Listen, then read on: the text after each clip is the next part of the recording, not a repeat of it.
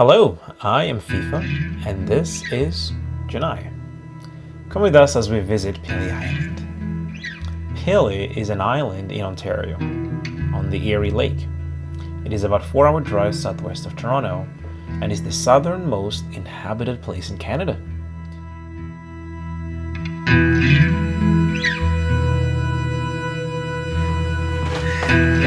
Don't take a video of my rough, crusty shoes.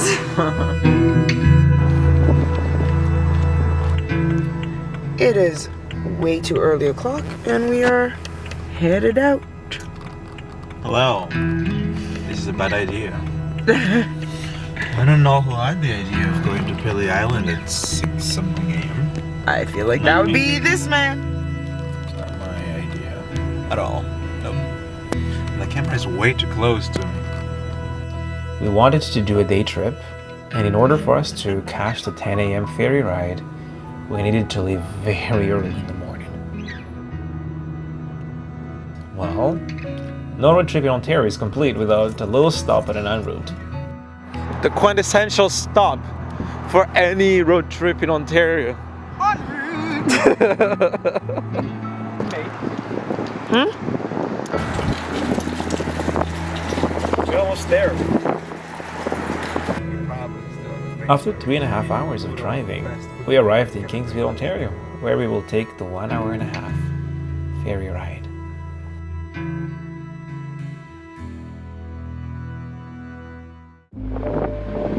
Hello, camera.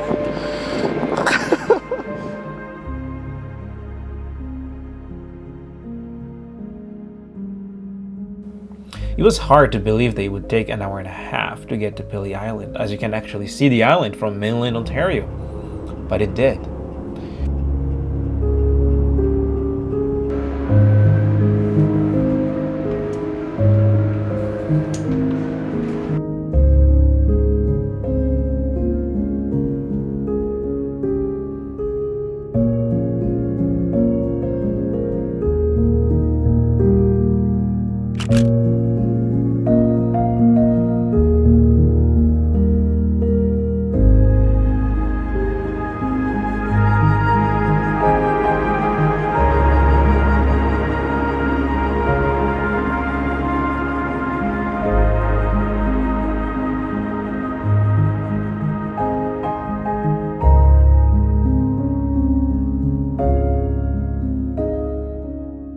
We enjoyed being on the deck, but as it was early November, it was pretty cold and the water was really rough.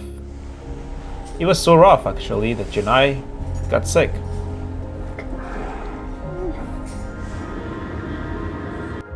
We eventually made it to Pelee Island, and although I would have loved to watch the ferry docking, we had to get back to the car and get ready to leave the ship. So we are in our car. We're about to dock in Pelee Island, you know, the most southern tip or the most southern point in Canada.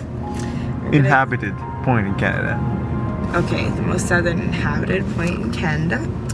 And we're going to explore the island, see what they have to offer.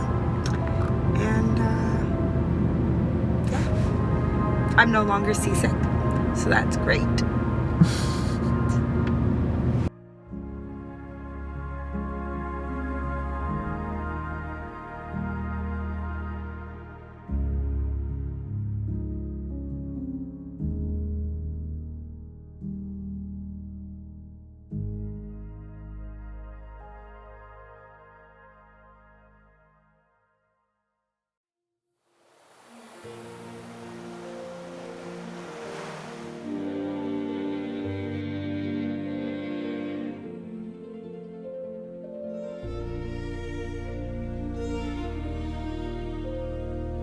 We didn't really do a lot of research before going there.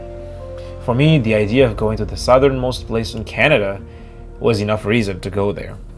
But quickly we realized that there wasn't much activity happening on the island. And also, well, it was off-season. The island is not very big. You could probably drive around in less than 45 minutes. So that's what we decided to do. We drove around and stopped at every interesting spot.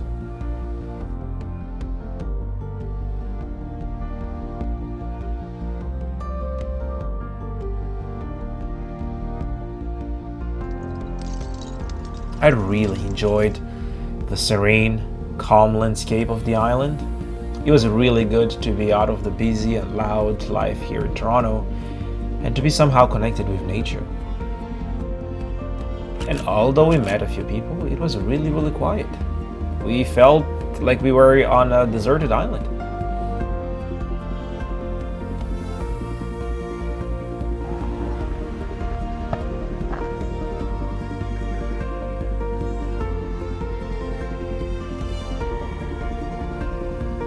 We were able to have great conversations, admire the island, walk the sandy beach and the trails.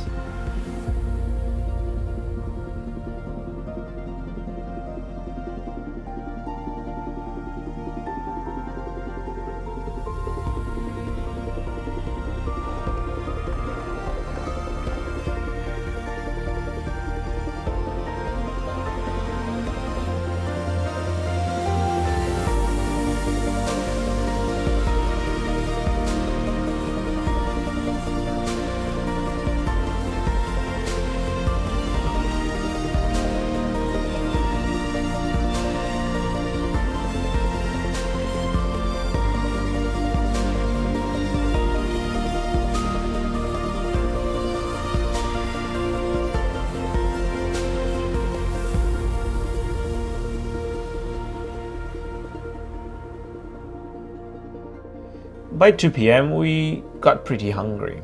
We didn't carry any food with us, thinking that we would buy something there. We looked at the map and we went to visit the only grocery store in town.